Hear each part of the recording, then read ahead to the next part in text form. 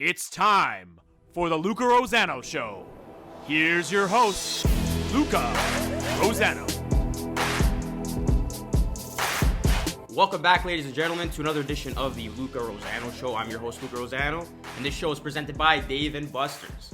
On today's show, as you can see, I got a very special guest. His name is Tim Micallef, and he's the co-host of Tim and Sid. Tim, how's it going, man? I thought you were going to do someone else when I first heard the introductions, but I'm glad it was me. I appreciate you having me on.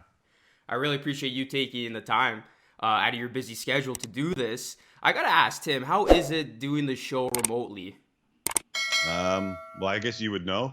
It can be challenging at times. I've got my dog sitting on the other side of this couch, and at 11:15, I'll be taking the kids home for lunch.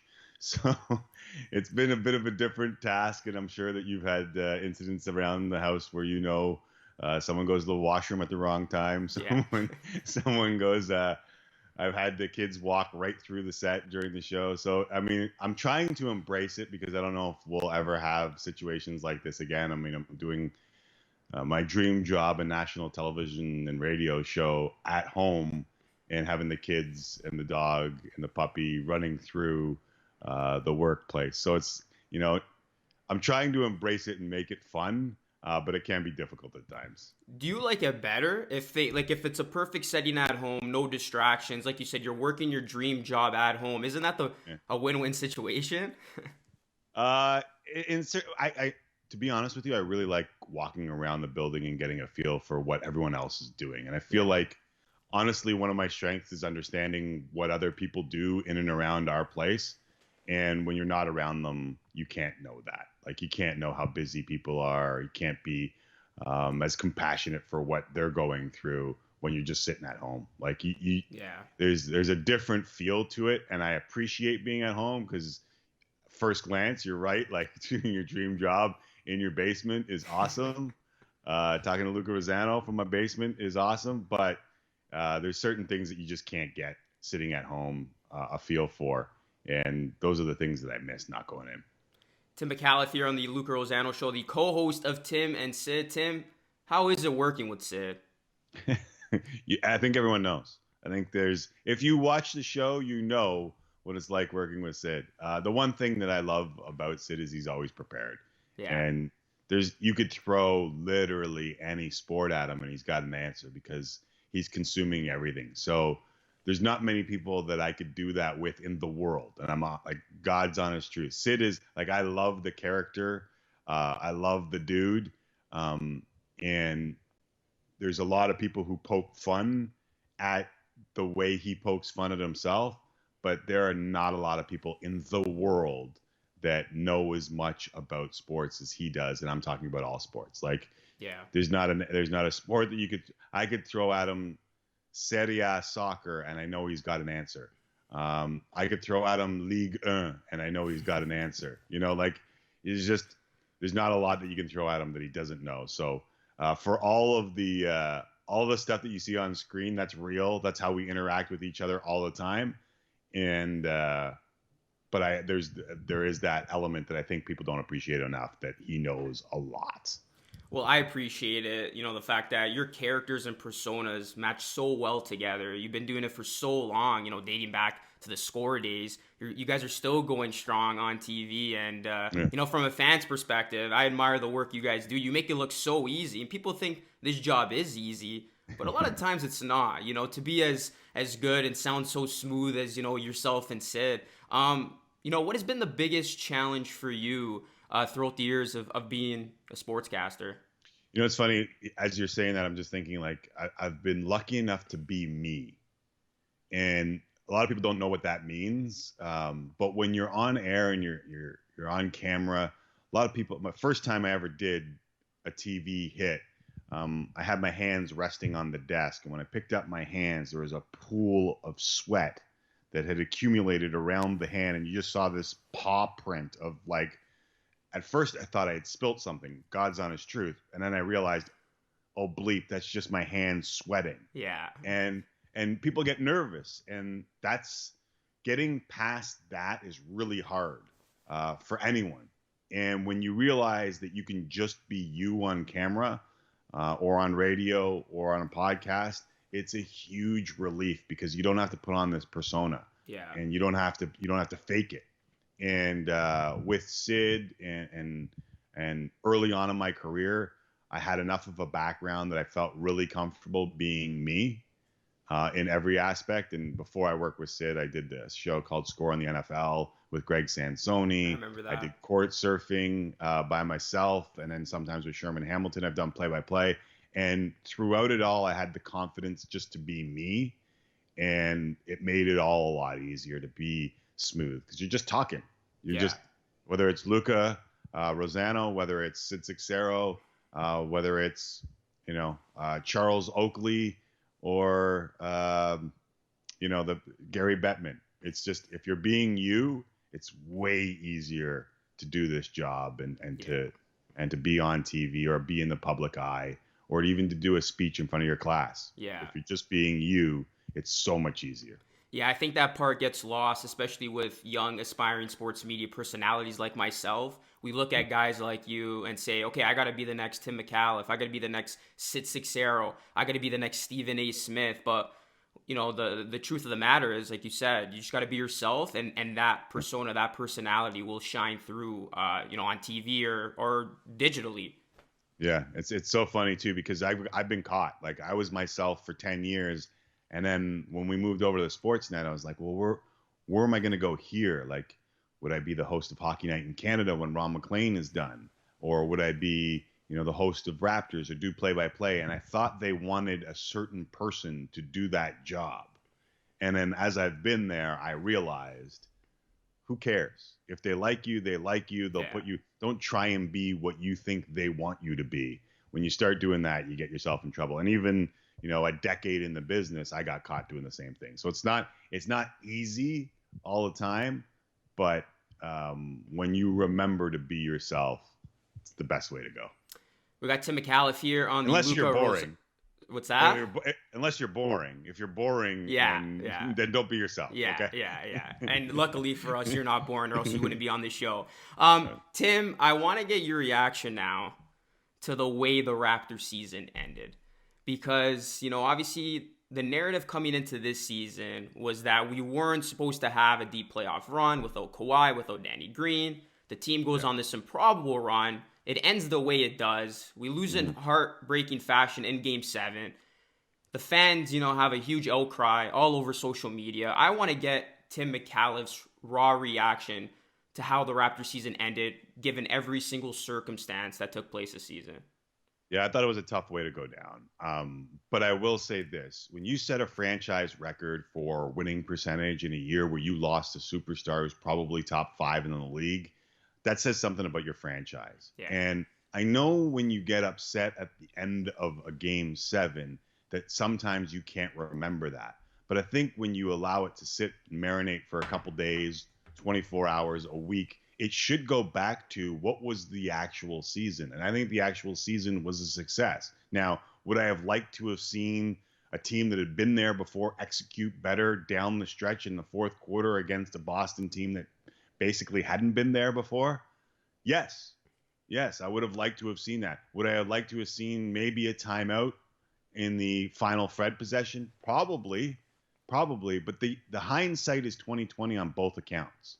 The hindsight should always be, okay, Game 7 didn't work out the way you wanted it to, but did the season work out the way you wanted it to? Did the players that you wanted to see improve? Did the players that you want to see step up? And I think for every answer that you get, save for Pascal Siakam in the bubble, the answer was yes. Yeah. And even with Pascal, it's such like before bubble, after bubble, way bigger sample size before bubble, and he answered every question that you had before the bubble. And after the bubble, he struggled. But and I think a lot of what you saw on social media and a lot of what you saw was the initial reaction. Yeah. The take a deep breath, let's figure this out. I think you're starting to see a little bit more of that now, a week later.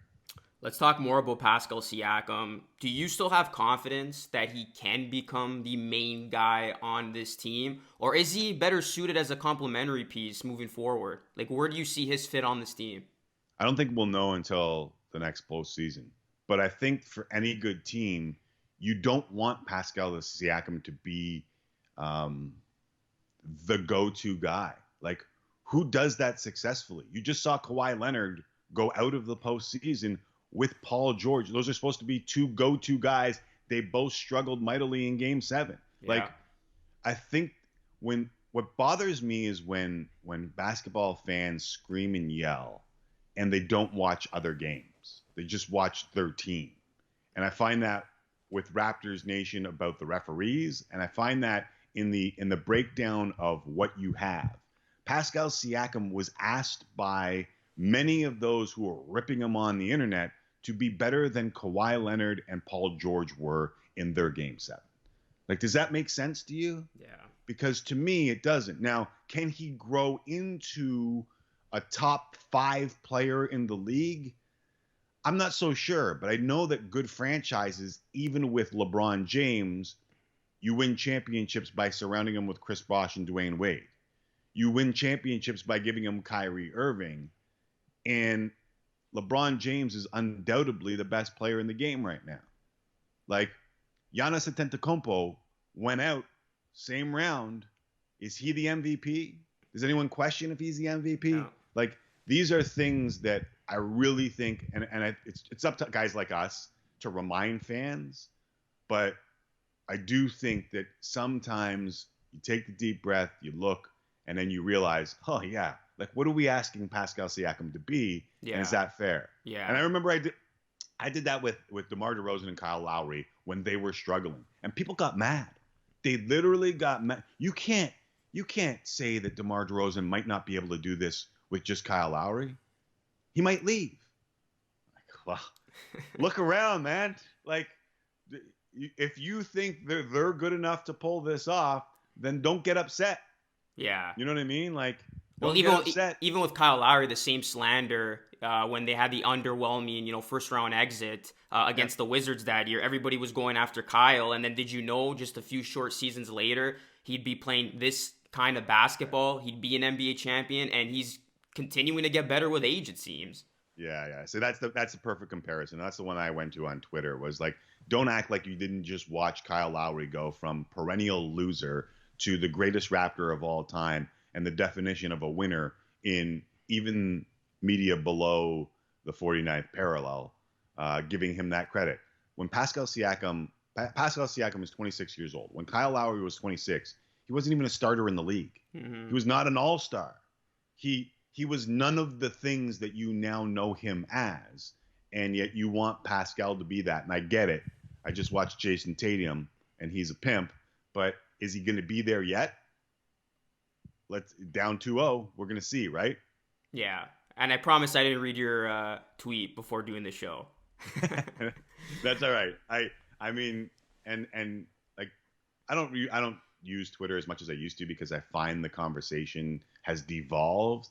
But every once in a while, I feel like you need to go out there and remind people of what they're actually talking about.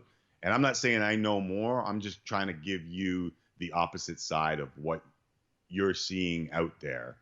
And I don't think there's a basketball observer worth his weight or her weight that says Pascal Siakam is not a good player.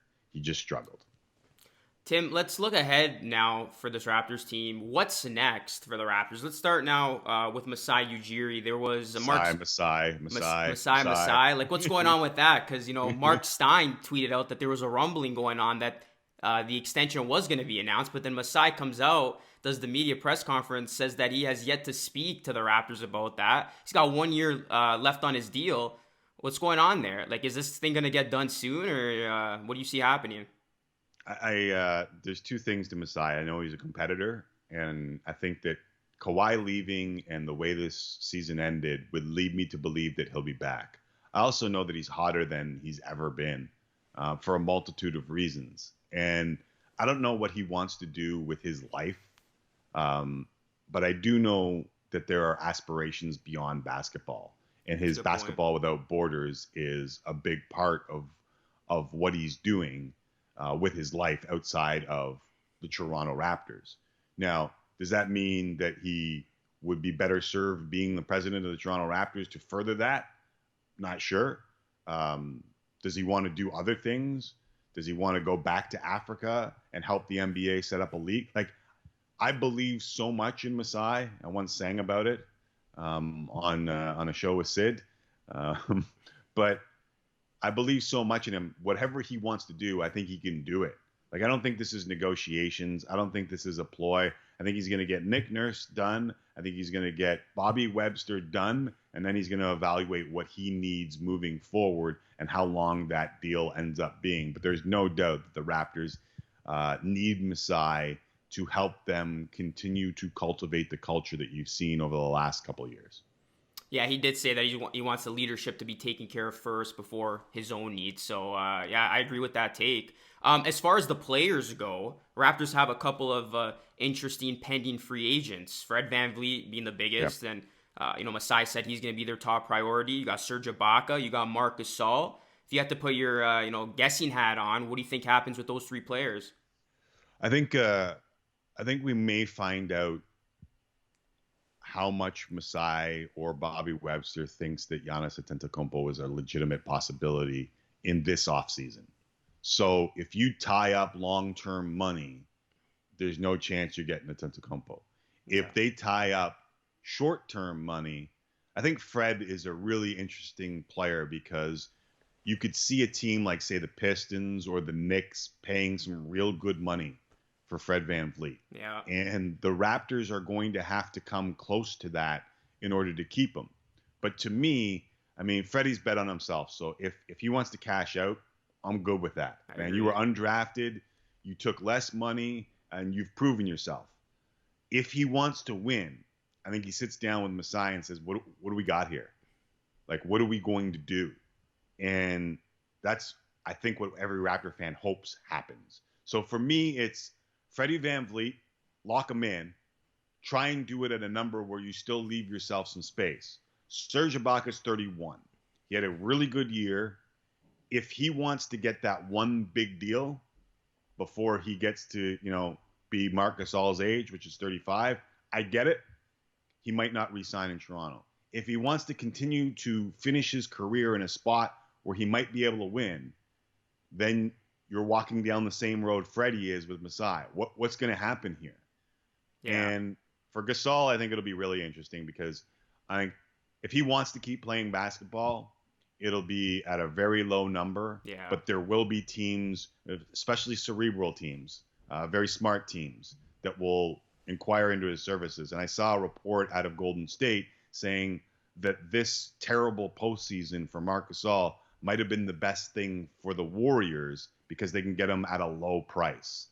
And a team like the Raptors, a team like the Warriors that knows how to play basketball can appreciate what Gasol can do and maybe be able to say, listen, we can't ride you the way Nick Nurse rode you, especially this year, but you can be a valuable part of this piece. So I'm going a long way to say, Luca, I think it's Fred VanVleet, number one.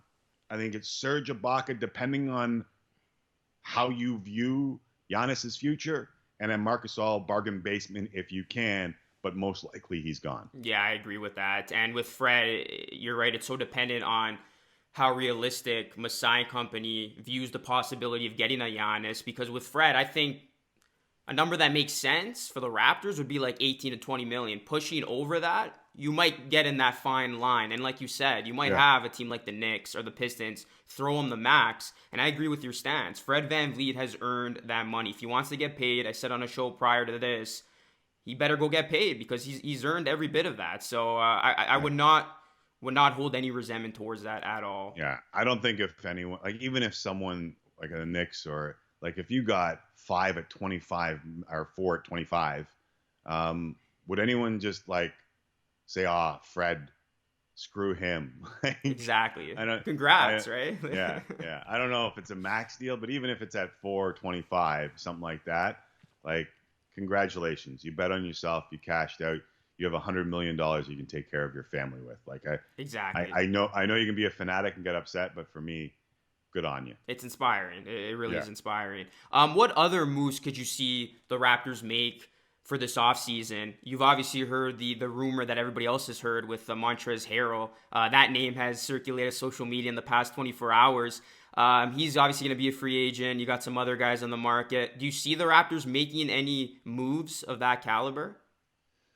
I think this is going to be a fascinating offseason. I would not, if you're a Raptors fan, stay glued.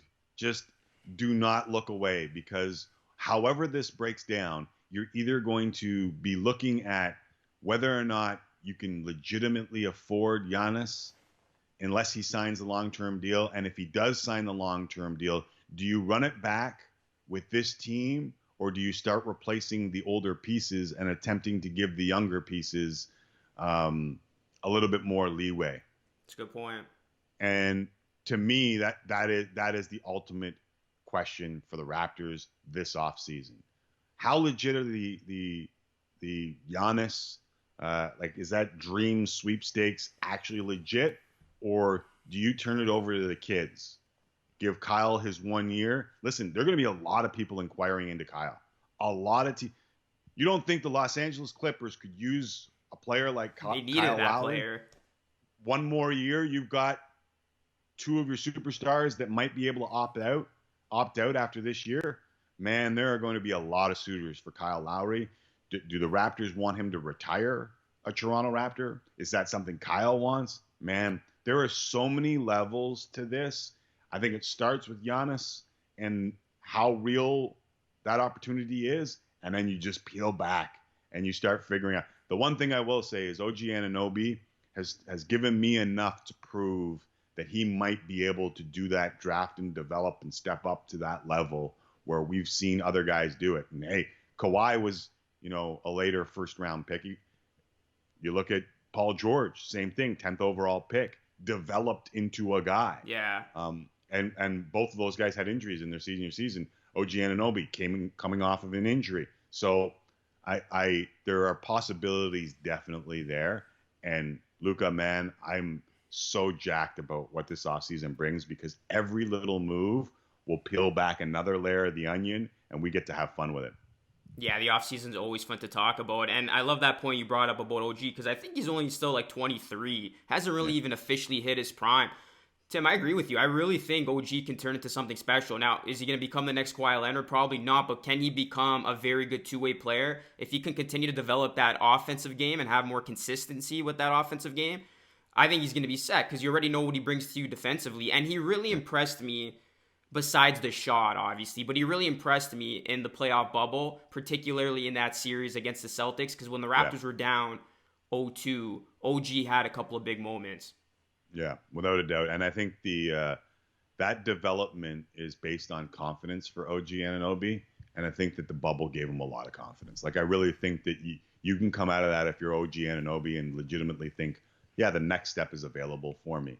And it was funny, as I was watching Jason Tatum, who I think is going to be a superstar, and I was watching Pascal Siakam, and I was watching Jaylen Brown, and I was watching OG Anunoby. Like, I saw, like, this could be a battle for a long time. Yeah. And that rivalry is now real. And I saw similarities between those two teams and those two guys. The offseason, after this offseason, what's more likely to happen? The dream scenario of Giannis? Or, hey, listen, could we, see Kawhi Leonard regret his decision and somehow make it back to Toronto? I'm playing fantasy right now with you. Yeah, no. If you had to choose one or the other, what would you go with? We did it last year on the show, and Sid was moaning about Kawhi Leonard leaving. I said, he only signed to get out after 2 years. What if he realized it didn't work and came back? And Sid just started salivating the idea of it. Listen, I hope that Toronto becomes a destination. And I hope people have seen over the last 5 years, and even this year specifically, and how the team dealt with social injustice and race issues. And maybe there are a few people who appreciate this place and this franchise a little bit more than they have in the past. I've never really understood why people didn't make it the destination. I saw the potential, and I think a lot of the world now has seen the potential. And I think that's really interesting for Raptor fans. And maybe even a guy like Kawhi Leonard, who went home and wanted to go home, maybe realizes what he had in Toronto. Yeah, 100%. I mean, it's good that Toronto's starting to maybe become that destination because you know better than anybody else for all these years, nobody wanted to come close to playing for the Toronto Raptors, and it was very frustrating whether you're a commentator of the team, fan of the team. So hopefully better days are coming. Tim, before I get you out of here, what do you see happening in the Final Four? I want to get your finals prediction and your NBA champion. Okay, so Miami Heat have a 2-0 lead, so I like the Miami Heat, by the way. I like the team. Here's my take on this year. I believe the return of the team is showing that you can't do it with two guys. Is LeBron James good enough and Anthony Davis good enough to do what others couldn't do with just two? Are they that much better than Kawhi Leonard and Paul George? Are they deeper as a team to be able to withstand what Denver throws at them? If Denver had more experience, I would love to pick Denver over LA. If Denver had been there a couple more times, I would love to pick them because I believe this year is all about the team. Yeah. I think the Miami Heat are going to win the NBA championship. Wow. I don't think the Lakers, and I think Jimmy Butler has just enough experience to sprinkle down on the rest of the Miami Heat who basically have never been there before. I believe what we're seeing is the renaissance of the team. You need three. And right now in LA, they only got two, but they got all that experience, and that's what scares me. I think Jimmy Butler has enough experience maybe to offset it and sprinkle it down to the rest. But the Clippers showed us that the Lakers need more. Yeah. And I'm just scared that LeBron's that good. Yeah, that's the thing. That's what I personally believe. It's going to be the picture-perfect ending of, you're the face of the NBA still winning the championship in what's been a wild season. But I got to tell you, Tim, this has been one of the best NBA playoffs in recent memory. I mean, so much parity. You don't know what's going to happen. Nobody saw the Clippers blow a 3-1 lead in the fashion that they did. Denver's been the story of the playoffs along with Miami. I mean, every Canadian is rooting for Jamal Murray and Denver right now.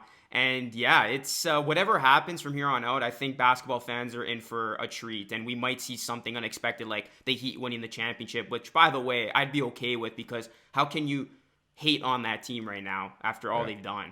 Can't. Yeah, they've been unbelievable. And a true team, right? Like every piece means something. We'll see how it all goes down. But Tim, thank you so much for taking the time and joining me on the show. Maybe next time we'll get Tim and Sid. That'd be a dream scenario for me, maybe. Nah.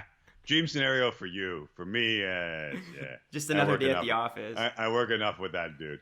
But we'll see if we can't hook it up. But thanks so much, Tim. Really appreciate it, guys. Like, sub, share. Definitely catch Tim and Sid on the weekdays. They do a phenomenal job. And as an aspiring young broadcaster, I definitely look up to you guys. So, Tim, once again, thanks so much, man. And enjoy the rest of your day. Appreciate the words and appreciate you having me on. Be well.